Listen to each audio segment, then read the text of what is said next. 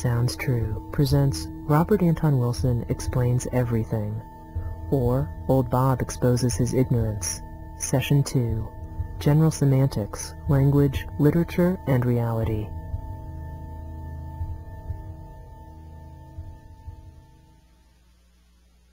Bob, one of the consistent themes in almost everything you've written is about the use of language, particularly in the sense of general semantics. What is it about this that intrigues you so much? Well, first I got interested in general semantics, then I got interested in some related fields like metalinguistics.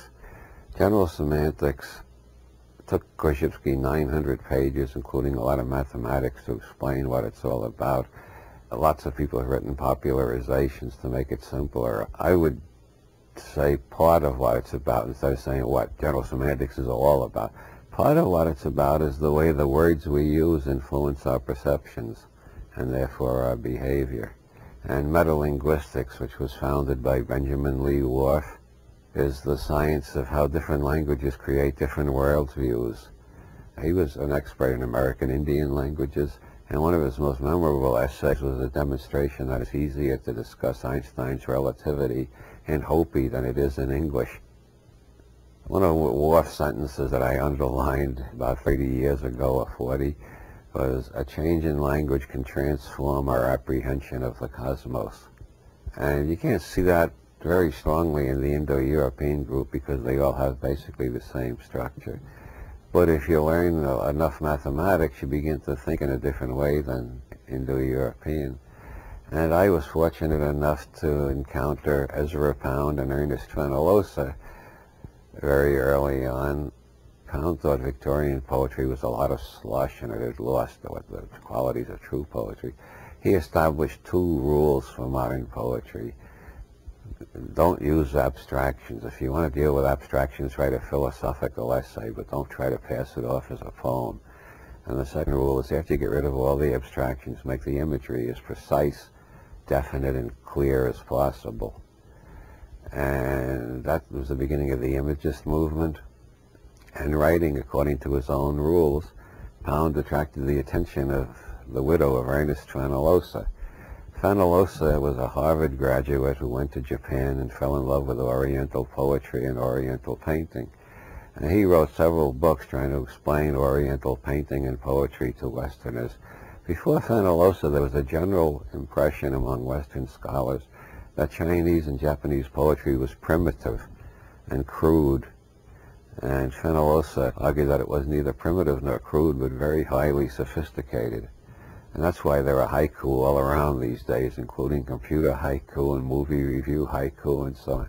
It was Fenollosa who started the whole interest in brevity and precision of imagery in Oriental poetry, especially the haiku form, but in Chinese poetry generally, even in longer verse forms than the haiku. The whole emphasis is on the specificity and brilliance of the imagery, clarity of imagery. And Pound was writing in that style. Mrs. Fenollosa was looking for somebody to complete her husband's translation of a batch of Chinese poems. She read Pound. She decided he was the one. She turned her husband's notebooks over to him. And Pound thereafter embarked on a 40-year campaign of learning the Chinese language and translating most of the Chinese classics. And this led him to give up the term imagism and describe what he was doing as ideogrammic method. Chinese ideograms are not all made up of pictograms, but a certain percentage of them are. Well, Fenollosa had studied with Emerson, and Emerson was the one who said every word is a fossilized poem. That's much clearer in Chinese than it is in Indo-European. You look at the word for intelligence, for instance, and it's the sun and moon together. In Chinese characters? In Chinese characters. The sun and moon together, so intelligence and brightness are related. My God, we got that in English too. We say the student is bright when we mean the student is intelligent. It's more clear in the Chinese. You look at the sun and moon together. It's two kinds of light, which I think correspond to the right and left spheres of our brain.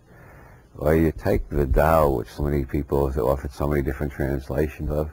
You look at the ideogram, and it's a sign for intelligence together with a sign for movement. So the basic idea of the Tao is an intelligent movement. Take the Tao Te Ching,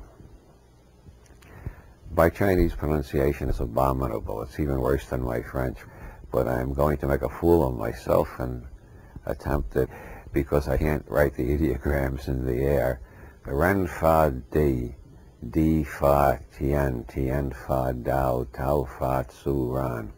Now to take that literally word for word, remember every word in Chinese is both a noun and a verb and an adverb and an adjective depending on where it goes. It doesn't have the subject-predicate structure. But word for word it's man, model, earth, earth model, universe, universe model, Tao, Tao model, self, such. And this is an entirely different way of thinking than you think in Indo-European. I'm not trying to pass myself off as a Chinese scholar or anything like that, but the little bit of Chinese I picked up through Fenollosa and Pound and Alan Watts, who usually has the Chinese ideograms for the key terms, at least in some of his books, and Needham's Science and Civilization in China, in which he has all the scientific terms and philosophical terms from ancient China up through their evolution. China was ahead of the West in science up until the 17th century, and then something happened and the West got ahead. The little I know of math, the little I know of Chinese, and what I've read about American Indian languages by Benjamin Lee Whorf, well, reinforced Korzybski's original impression upon me that if you use words in a particular way, it will influence the way you perceive the world, or it will even influence the way you behave. When did Korzybski's main book come out? Well, his first book came out in 1919. It was called Manhood of Humanity, and it was based on the theory of time binding, how signals passed across generations tend to accumulate faster and faster. It was about the information explosion, except that word hadn't been coined yet, so he called it time binding. His major work, Science and Sanity, came out in 1933. And was this widely accepted? It got a lot of enthusiastic reviews from a lot of distinguished people, and it had a tremendous impact on all of the social sciences for a while. Among the people who praised it, the anthropologist Malinowski, Bertrand Russell, the mathematician, Loeb, the biologist, quite a few, Poincaré, the mathematician, Bridgman, the physicist, along a very distinguished list. But then Martin Gardner in the 1940s wrote a book called Fads and Fallacies in the Name of Science, in which he denounced general semantics as quackery. And general semantics still exists. It's taught in lots of colleges. It still is a major influence on the social sciences, but it's not quite as reputable as it was in the 30s. Didn't he have quite an influence on the beat movement as well? Well, he had a big influence on William Burroughs. Burroughs studied with Korzybski personally. I studied with Korzybski's successors at the Institute of General Semantics, but Burroughs studied with Korzybski himself. Wow. Burroughs and I, really, that was one of the things we had in common, is that interest in how words influence perceptions. That's what led Burroughs to his experiments with cut-ups. If you break the lines of word and image, what happens? Do you get free of the patterns in there? Do you create new patterns, or are you still stuck with the same old patterns because you're using the same words? I think all of Burroughs' cut